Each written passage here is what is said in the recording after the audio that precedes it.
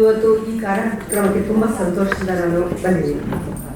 ನನಗೆ ಶಿಶಿರಾ ಅವರು ನನ್ನ ಸಹಪಾಠಿಯವರು MA ಅವರು ಈ ರೀತಿ ಒಂದು ಉಪನ್ಯಾಸವನ್ನು ಕೊಡಬೇಕು ಅಂತ ಹೇಳಿದಾಗ ಸಂತೋಷ ಆಯಿತು. ನನಗೆ ಯಾಕೆ ಸಂತೋಷ ಆಯಿತು ಅಂದರೆ, ಸಾಮಾನ್ಯವಾಗಿ ನಾನು ಈವರೆಗೆ ಕೊಟ್ಟಂಥ ಉಪನ್ಯಾಸಗಳೆಲ್ಲ ಬೇರೆ ಬೇರೆ ಸಮುದಾಯದ ಧರ್ಮದ ಸಂಘಗಳಲ್ಲಿ ಕೊಟ್ಟಿದ್ದೀನಿ.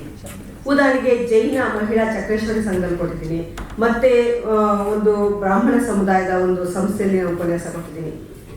ಅಲ್ಲಿ ಕೊಟ್ಟಾಗಲೆಲ್ಲ ನನಗೆ ಒಂದು ಪ್ರಶ್ನೆ ಯಾವಾಗಲೂ ಕಾಡ್ತಾ ಇತ್ತು, ನಮ್ಮ ಒಕ್ಕಲು ಮನೆತನದ ಹೆಣ್ಮಕ್ಳು ಹೇಗೆ ಯಾವಾಗ ಈ ರೀತಿ ಸಂಘಟಿತರಾಗಿ ಮನೆಯಲ್ಲಿ ಅಡುಗೆ ಮನೆಗೆ ಸೀಮಿತವಾಗದೆ ಹೊರಗಡೆ ಬಂದು ಯಾವಾಗ ಈ ರೀತಿ ಕಾರ್ಯಕ್ರಮಗಳಲ್ಲಿ ತಮ್ಮನ್ನು ತಾವು ತೊಡಸ್ಕೊಳ್ತಾರೆ ಅನ್ನೋದು ಪ್ರತಿ ಸಾರಿ ನಾನು ಅಲ್ಲಿ ಮಹಿಳಾ ಸಂಘಗಳಿಗೆ ಹೋದಾಗ, ಮಹಿಳಾ ಸಂಸ್ಥೆಗಳಲ್ಲಿ ಉಪನ್ಯಾಸಕ್ಕೆ ಹೋದಾಗ ಪ್ರತಿ ಸಾರಿ ನನಗೆ ಕಾಡ್ತಾ ಇತ್ತು.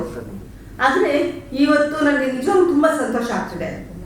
ಇದು ಒಂದು ಸಣ್ಣ ಹೆಜ್ಜೆ ಇರ್ಬೋದು, ಆದರೆ ಮುಂದೆ ಇದು ತ್ರಿವಿಕ್ರಮ ಹೆಜ್ಜೆಯಾಗಿ ಮಾರ್ಪಡಲಿ.